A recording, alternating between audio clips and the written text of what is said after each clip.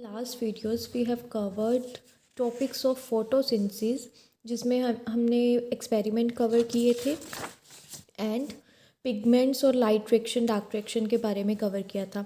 जैसे कि हमें पता है कि लाइट फ्रिक्शन का प्रोडक्ट क्या था, ATP, NADPH and oxygen.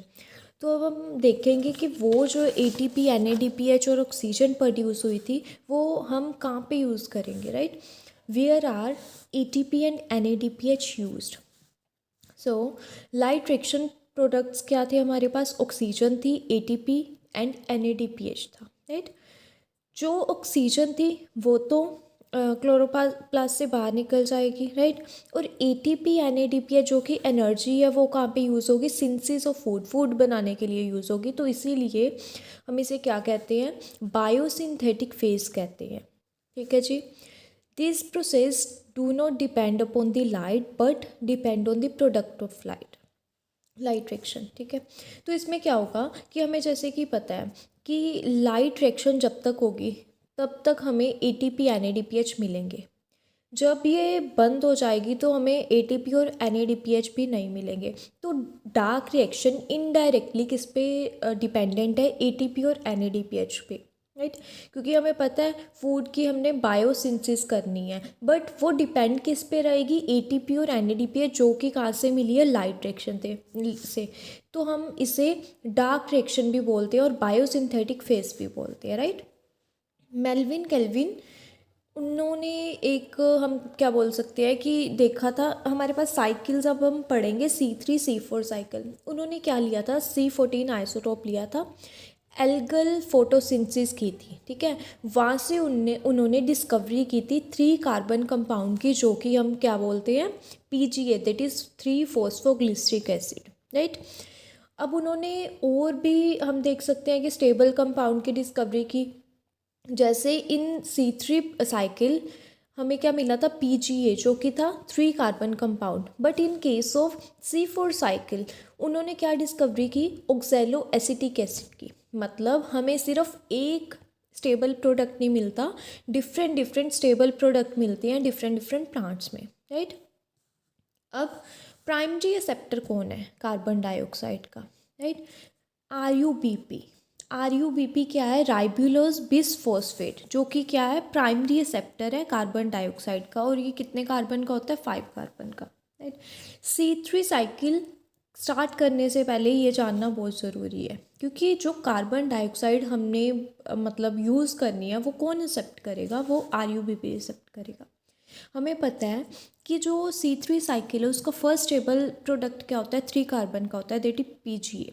But हमारे पास क्या मतलब बोल सकते हैं 5 कार्बन है जो एक्सेप्ट करेगा कार्बन डाइऑक्साइड को।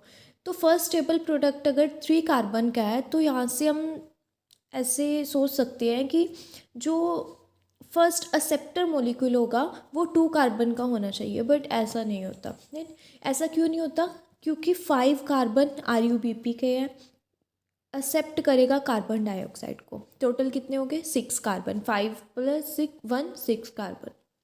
अब ये जब रिएक्शन होगी तो 3 कार्बन + 3 कार्बन के 2 मॉलिक्यूल में ये स्प्लिट करेगा, वहाँ से हमारी रिएक्शन। तो इसलिए ये 2 कार्बन की बजाय 5 कार्बन का होता है और स्प्लिट करके 3 कार्बन ही बनाएगा, बट कितने मॉलिक्यूल्स? 2 मॉलिक्यूल्स बनाएगा, राइट? तो starting with the Calvin cycle. देखिए केल्विन साइकिल हम क्या बोलते हैं? C3 साइकिल बोलते हैं और डार्क रिएक्शन बोलते हैं इसे, right? ATP, NADPH, carbon dioxide, Rubisco की कौन सी एक्टिविटी? Carboxylase activity. इसके पास ऑक्सीजनेज एक्टिविटी भी होती है और कार्बोक्सिलेज एक्टिविटी भी होती है, राइट? ये जो एटीपी एंड एनएडीपीएच मिला है ये लाइट रिएक्शन से मिला है हमें। और ये प्रोसेस होगा कहाँ? स्ट्रोमा में। ऐसे याद कर सकते हो, ST। S means stroma and D means dark reaction, right? So starting with the cycle. अब हमारे पास क्या है? केल्विन साइकिल में 3 फेजेस होते हैं। First one carboxylation, then reduction, then regeneration. देखो यहाँ क्या होगा? कार्बोक्सिलेशन में क्या होगा? हमें RUBP का 5 कार्बन का एक कंपाउंड है, हमने कितने मॉलिक्यूल्स लिए? 3 मॉलिक्यूल्स लिए, राइट? 15 15 कार्बन हो गए ये टोटल। इसमें 3 ही कार्बन डाइऑक्साइड हमने क्या किए, ऐड किए। 15 कार्बन ये, 3 कार्बन ये, टोटल कितने कार्बन हो गए, 18 कार्बन।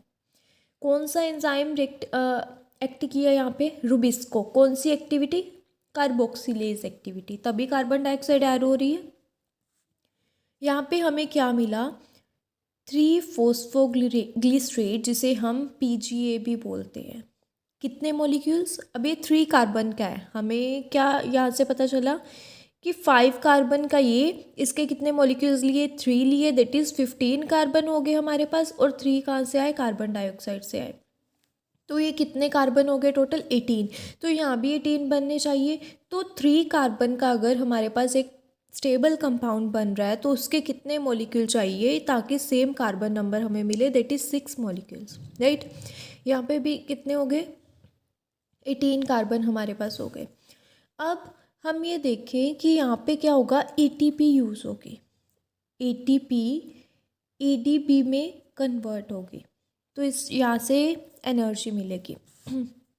तो सेम 1,3 बिस फॉस्फोग्लिसरेट बना, यहाँ पे भी 6 मॉलिक्यूल बने क्योंकि ये भी 3 कार्बन का है। फिर उसकी क्या हुई, रिडक्शन। यहाँ तक क्या है, कार्बोक्सिलेशन फेज ख़त्म हो गया। सेकेंड फेज कौन सा स्टार्ट हुआ, दैट इज़ रिडक्शन। रिडक्शन हम पता है, रिडक्शन में क्या होगा, हाइड्रोजन ऐड होगी। तो NADPH2 किस में कन्वर्ट हो गया, रिडक्शन हो गई NADP पॉजिटिव में। हमें क्या मिला, 6 फॉस्फोग्लिसरैल्डिहाइड, मतलब 6 मॉलिक्यूल्स ऑफ फॉस्फोग्लिसरैल्डिहाइड। अगेन ये क्या है, 3 कार्बन कंपाउंड है।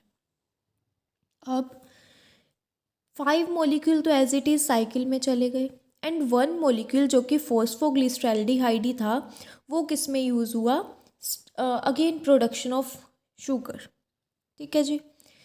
तो ये फॉस्फोग्लिसरैल्डिहाइड कहाँ गया, शुगर की प्रोडक्शन में, ग्लूकोज में जा सकता है या फिर स्टार्च में कन्वर्ट हो सकता है, राइट। तो 5 जो अब बच गए थे हमारे पास, दैट इज़ 5 ग्लिसरैल्डिहाइड। ग्लिसरैल्डिहाइड 3 कार्बन। अब देखो 5 × 3 15 कार्बन हो गए। यहाँ पे हम लिख देंगे 5 × 3 दैट इज़ 15 कार्बन। रीजनरेशन का क्या मतलब है, जहाँ से हमने स्टार्ट किया 15 कार्बन से, वहीं हमें मिलनी चाहिए, सो दैट इज़ रीजनरेशन। यहाँ पे क्या मिलेगा, ATP, अगेन ATP में कन्वर्ट हो गया, राइट। एनर्जी यूज़ हुई, तो कितने, 3 ही यहाँ पे यूज़ हुए, 6 यहाँ पे यूज़ हुए। क्यों ऐसा क्यों है वैसे, 6 क्यों यूज़ हुए, क्योंकि हमने 6 को ही 6 में कन्वर्ट करना था। ठीक है जी। यहाँ पे 3 ATP 3 ADP में कन्वर्ट हुए और 2 हमारे पास क्या, इनऑर्गेनिक फॉस्फेट निकले। ठीक है। 15 कार्बन के हमें 15 कार्बन ही मिले, that is ribulose bis phosphate हमें वापस से मिल गया। और ये अगेन पूरा साइकिल चलेगा और हमें पूरी वी कैन से C3 साइकिल हम ऐसे लर्न करते हैं। अब हमने यहाँ पे क्या लिया है, 3 कार्बन मॉलिक्यूल्स हमें मिले हैं यहाँ पे, but for production of glucose हमें क्या चाहिए, 6 मॉलिक्यूल्स, 6 कार्बन चाहिए। ठीक है। तो ये 1 साइकिल में हमारे पास क्या मिला, 9 ATP मिले। कहाँ से, 6 यहाँ से और 3 यहाँ से। ठीक है जी। यहाँ से डिडक्शन फेस है हमारे पास, ATP और NADPH सिर्फ रिडक्शन एंड रीजनरेशन में मिलेगा, कार्बोक्सिलेशन में हमें कुछ एनर्जी नहीं मिलेगी, ना ही यूज़ होगी। ठीक है। सॉरी, ये यूज़ हो रही है, मिलती तो नहीं है, यूज़ हो रही है ये सारी। तो उसके बाद NADPH भी यहाँ पे कितने यूज़ हुए, 6। ठीक है। और कार्बन डाइऑक्साइड हमने कितने यहाँ पे दिए थे, 3 कार्बन डाइऑक्साइड। अभी हमें सिर्फ 3 बोल सकते हैं, 3 कार्बन का मिला है, but for glucose we have to, मतलब हमें क्या करना होगा, 2 बार ये साइकिल चलाना होगा। 3 कार्बन प्लस 3 कार्बन क्या हो जाएंगे, 6 कार्बन हो जाएंगे। तो हम एक बार और पूरा साइकिल चलाएंगे तो हमें क्या मिलेगा, इसका डबल कर दो बस, ATP × 2 times 18 ATP, NADPH 12, carbon dioxide 6। तो यहाँ से हमें क्या मिल जाएगा, ग्लूकोज मिल जाएगा। ठीक है जी। तो यहाँ पे जैसे मैंने फेजेस लिखे, carboxylation, then reduction, then regeneration. तो सिर्फ इन दो फेजेस में क्या होगा, एनर्जी यूज़ होगी, जो कि हमने कहाँ बनाई थी, लाइट फ्रैक्शन में बनाई थी। ठीक है जी। तो ये हमने आज क्या किया, केल्विन साइकिल के बारे में किया, जो कि बहुत इंपॉर्टेंट है। Starting with the RUBP, revise कर लेते हैं। RUBP 5 कार्बन कंपाउंड, 3 मॉलिक्यूल्स लिए, 3 कार्बन डाइऑक्साइड ऐड किए, 18 मॉलिक्यूल बन गया। कौन सी एक्टिविटी काम करेगी रुबिस्को की, कार्बोक्सिलेज। तो इस प्रोसेस को इसीलिए हम कार्बोक्सिलेशन बोलते हैं। तो 3 कार्बन फर्स्ट स्टेबल कंपाउंड बना, यहाँ पे लिख लो, first stable compound that is 3 PGA। कितने मॉलिक्यूल्स बने अगेन, 6। कितने कार्बन, 3, तो ये टोटल क्या हो गया, 18।